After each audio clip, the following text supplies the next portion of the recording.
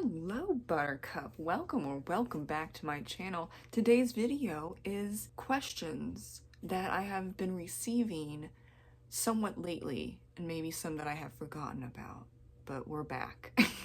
I haven't done a Q&A since last year, my bad, but I think a lot of questions now that I'm doing live streams are answered on live streams. But then there's also some that aren't, like they're in my direct messages, like Facebook Messenger, which I am still debating on closing Facebook Messenger and just having people send the messages to Goodreads, but yeah, I don't know. You get a lot of spam on Facebook Messenger and it's kind of tiring. But anyway, I went back and looked through some and I wrote a bunch down, also stuff that I get on live streams a lot. And if you don't watch live stuff, then you're missing. So I was like, okay, let's just fill up a Marie cup with 12 questions. I think it's 12. We're gonna go with that. But they're not gonna be in order, of course, because I'm just gonna mix it up, okay? That just makes things more fun. Oops. Oh, okay. Oh, where did it go? Okay, I'm just gonna redo. I do get this a lot. Okay. 6, best advice on selling books. Look, I don't know.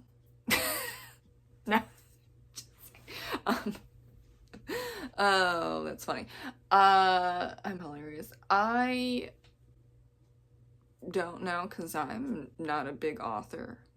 And also, do you want to sell books and not really be remembered at the end of the day? Or do you want to sell yourself, like as what Tom and I talk about all the time on our live streams that you might have missed, is selling books. You have like a whole, formula. He talks about it, like 100 people see your book and then 10% buy it and then 1% leaves a review or something like that, and like you're gonna have to sell a lot of damn books if you're just marketing a product instead of marketing yourself. So what do you want to do? I very much lean towards just be myself, and then people along the way are like, oh, you're a writer? Oh, okay, I'll pick up your book. Do I have Amazon ads running? Yes, but not for all of my books. That would be a lot. And Amazon did some funky shit with their algorithm anyway, so more than half of my books not really being shown. And I have come to the conclusion I am too tired to focus all my energy on that, so I'm only really focusing on ads for Obsidian Murders, but like it's kind of low-key, not much going on there. So it's really marketing myself. What do you want to do? I can't tell you what is good for you. And like Thomas said, there's so many ways to market yourself and your books and your art and maybe your t-shirts with cool logos on it or something. I don't do that either. So I can't give too much information on that. I'm more interested in connecting with people and writing, yes, to expectation for urban fantasy and mystery, but that is way different, and I think people forget, than writing to sell. And I was speaking to a bunch of people and also Thomas about it, and yeah, there's like 3 different types that you're seeing nowadays. For a traditionally published, hybrid, and indie author. It's not an indie author problem, but it's right to sell, which you're trying to make as much money as possible very fast, and you do a bunch of things to do that. It ain't me. Right to market is knowing the beats and expectations for your genre and hitting them. Like there are 5 beats for mystery. I hit all those beats in Obsidian Murders in my books, therefore it counts as a mystery. And then there's expectations for urban fantasy to make the genre urban fantasy, and I hit those expectations, and here we are. But they're very basic. I mean, And so I don't think it's a difficult thing to do. Some people might feel that way, and things do change.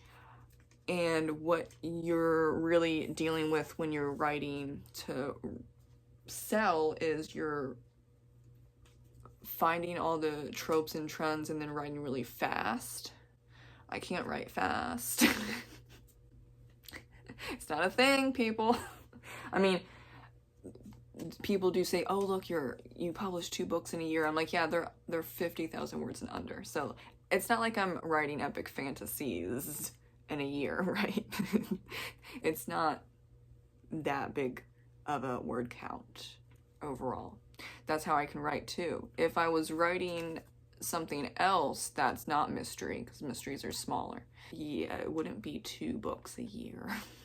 And I'm even struggling with Midnight Murders right now, but that's because there's a lot of personal stuff going on and I'm burned out. But I can't answer that for you, unfortunately. I just gave you a whole spiel, and then I'm also going to just end with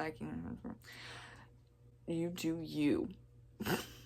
Or you can hang out with Thomas and I when we do our sprints on Thursdays at 5 p.m. PST, and then you can ask him, because he's way knowledgeable than I am about this stuff. Number 9, why don't you like superhero movies? Because it's the same shit all over and over again. And like, where is something new? Because you can have new stuff while hitting the beats. But for the vast majority of superhero movies, it's the same stuff. The superhero movies that I like: Deadpool, Iron Man, and Guardians of the Galaxy. Take that what you will. Number 10, favorite mystery writer, and that's Carrie Greenwood. And she writes the Phryne Fisher mystery series, and that is how I got into mysteries. Number 8, why don't you give out more writing craft advice? Because I don't plan stuff out very well. I just write. Sometimes I write with sangria. Sometimes I'm writing with water to stay hydrated. Sometimes I'm sprinting only 10 minutes and then I give in. Sometimes I have to do my nails, like paint my nails. And then I eat. And then finally, like on the second sprint during our productivity sprints, then I'll write. But then I'll write like 2,000 words. And then I won't write for another week. I don't know. It's the craft.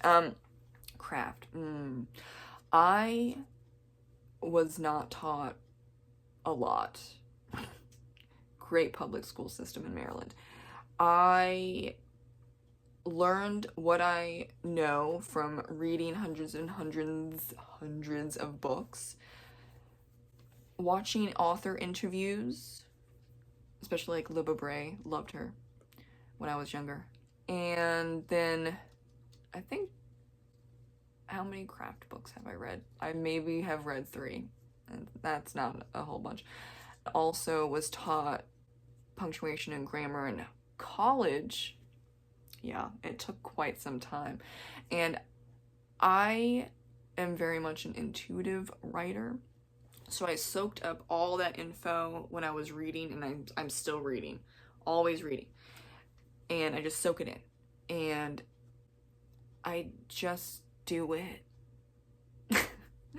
I just do it.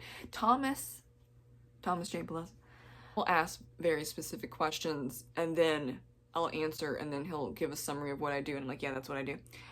So if you want to know about craft, you can go to his YouTube channel, The Right Mindset. I'm not that person for you. I just do it. That can't be my motto, because I'm sure that's already coined by Nike, but no, I just do it. And ta-da. I actually prefer editing over drafting, so I'm just trying to get through the first draft so then I can edit and fix everything. I'm a rare specimen, apparently, because whenever I say I prefer to edit, 9 times out of 10 people gasp. But yeah, here we are. Number 8, thoughts on AI for book covers. I don't recommend. I am not in support of that. And no, none of my book covers are AI. I just have great artists. Shout out to Faye Lane. Love you, Faye. Love you. Number 11, how do you find a good writing community that's supportive? Oh, that's tough. That's tough cookie. I have been on YouTube for almost 7 years now. Jeez. And it took until like last year to find people that were sane. No bullshit. So, I don't know. I just find them. Or they find me, like Emma. Shout out to Emma. She found me. Love her. Go support Emma Bennett. She's a romance writer. I think when people are talking shit about others constantly, that is a red flag. Or if, you know, you're in a group, no matter how big it is or how small, and they're saying that they're the best and no one else is allowed in, and they're not open to anyone else, but you're special, but like we're a little wary of you coming in anyway, so like you have to do certain things or say certain things, or maybe you have to like read their book and then leave reviews and whatever to get into this clique. Or don't do that. That's weird as well. Or they don't usually talk about positive stuff. They're just very negative. Oh, this booktuber, author tuber sucks. This book sucks. The world sucks. Everyone sucks. Can you find something positive? One thing positive? And you think that that might just mean that someone's having a bad day.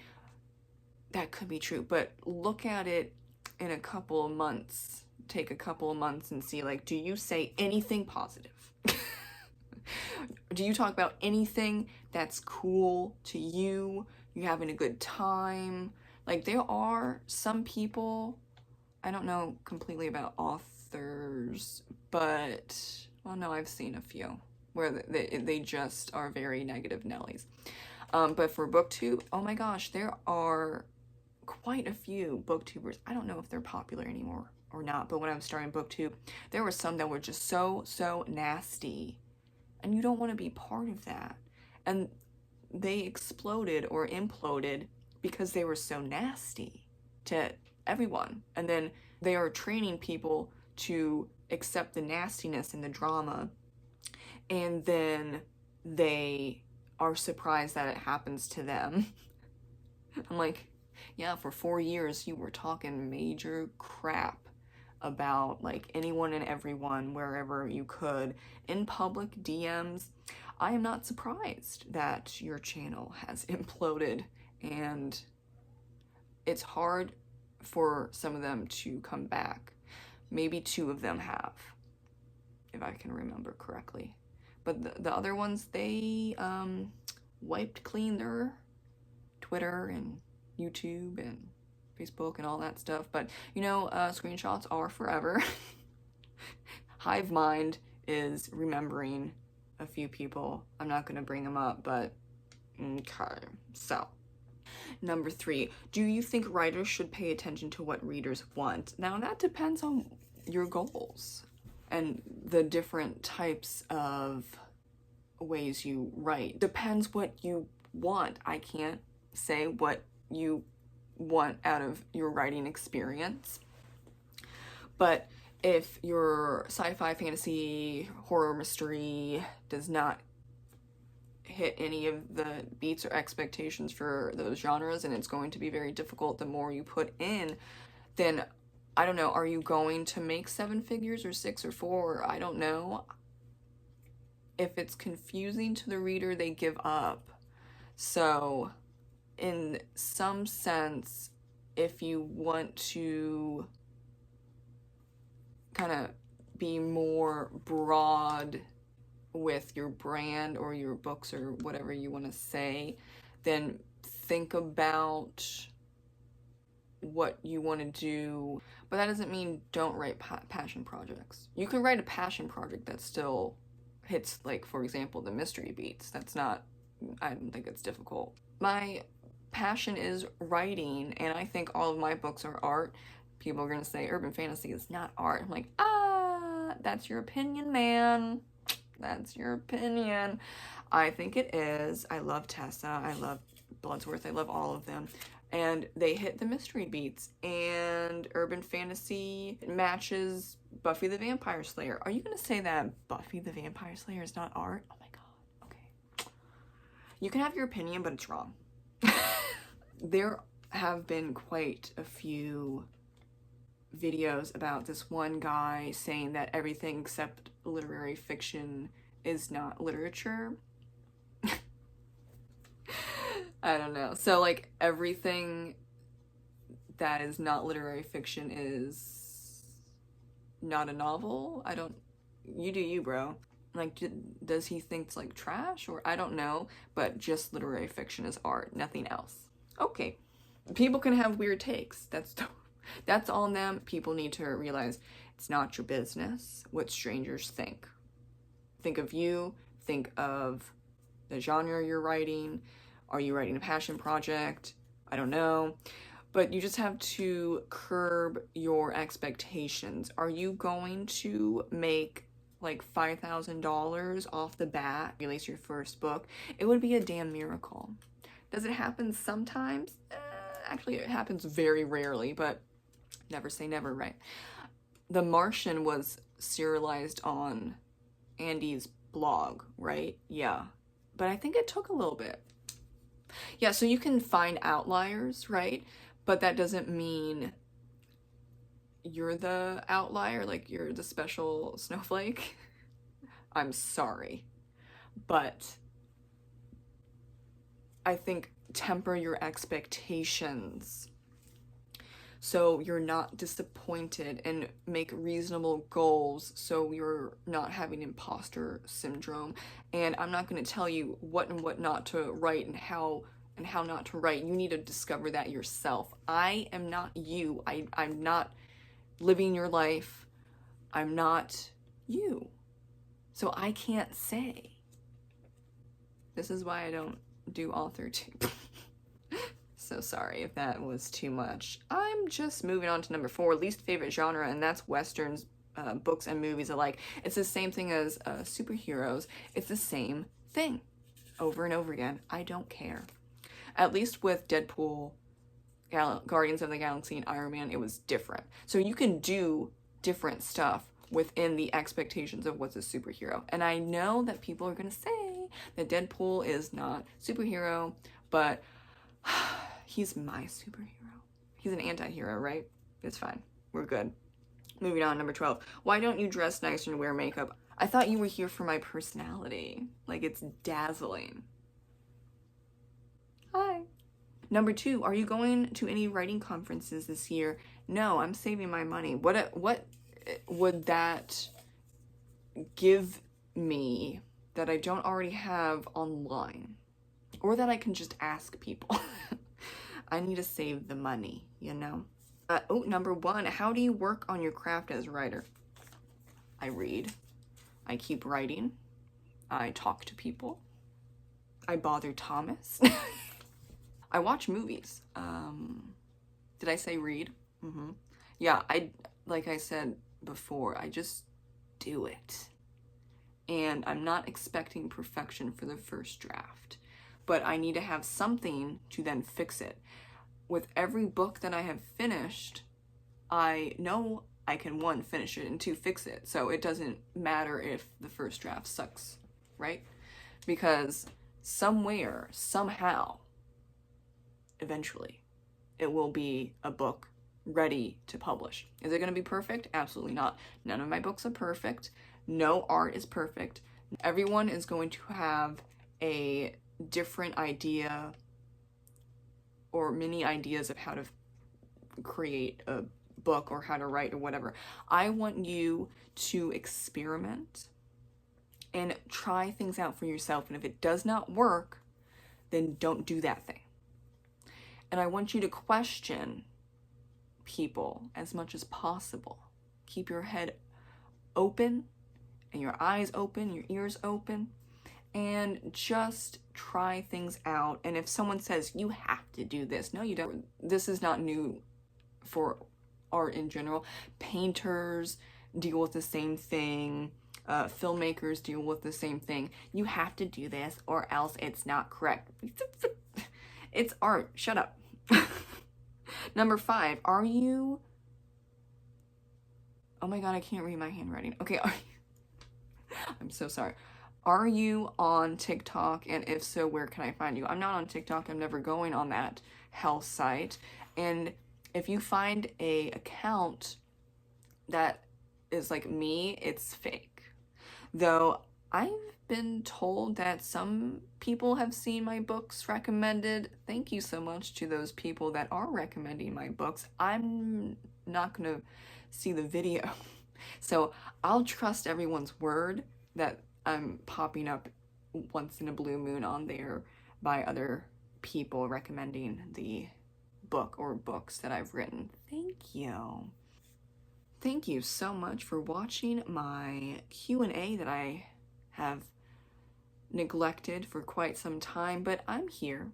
I answered 12 questions. Oh my gosh, I've forgotten how many questions I answered, but I'm thinking it's 12. I might need a nap after this. I will see you in the next video after my nap, and have a great rest of your day, reading, writing, doing what you need to do for self-care during these hard times. I know I will be doing some self-care as well. Bye.